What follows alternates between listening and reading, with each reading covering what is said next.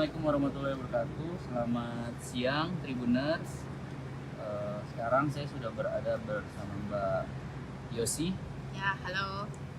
Mbak Yosi ini salah satu penari yang terlibat dalam pembuatan 2 video klip resmi Piala Dunia 2022 yang Dreamers dan Light of Sky ya Mbak? Ya, Light of Sky.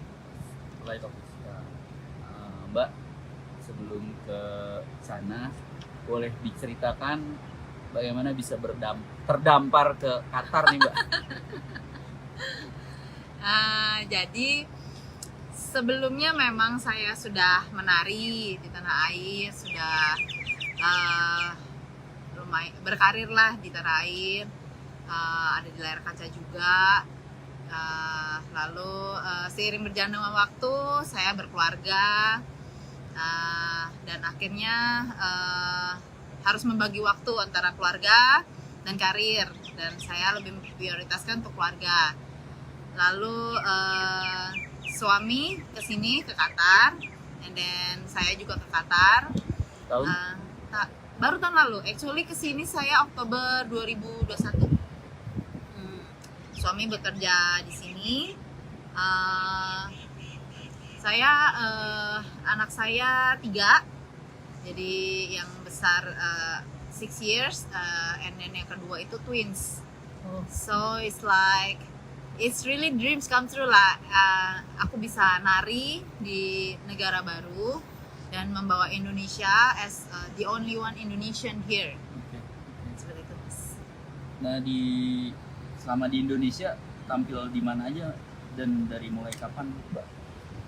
Kalau di Indonesia sebenarnya saya mulainya itu tahunnya saya lupa ya. It's like maybe 15 tahun apa 10 tahun lalu. Awal dari kompetisi lomba-lomba, and then sempat bantuin G-Fresh dancer, Alpha Plus dancer, terus on the spot dancer, and then biasanya sih ngisi buat event off air. Tapi juga pernah kayak nari KDI, almost like setiap penari Indonesia mungkin pernah naiklah ke panggung dangdut Indonesia. Okay. Wajib ya. Yeah. Belum sah kayaknya kalau belum naik. sah. Itu dilakukan sampai berkeluarga atau? Enggak, saya melakukan itu sekitar kurang lebih 5 tahunan, and then saya bekerja di dunia konvensional, and then I meet my husband. Saat itu saya mungkin tidak fokus langsung ke dunia tari di layar kaca, tapi saya lebih banyak mengajar. Jadi dahulu saya ngajar di Willy Sumantri Music School, sama Om Willy, dan juga sama Jaya Suprana School Performing of Art yang ada di MOI, dengan Pak Jaya sama Bu Ayla, dan kru-kru di sana. Saya ada how many years ya? It's like 6 years I think ya. Tapi ketika saya punya anak 1, I still teach.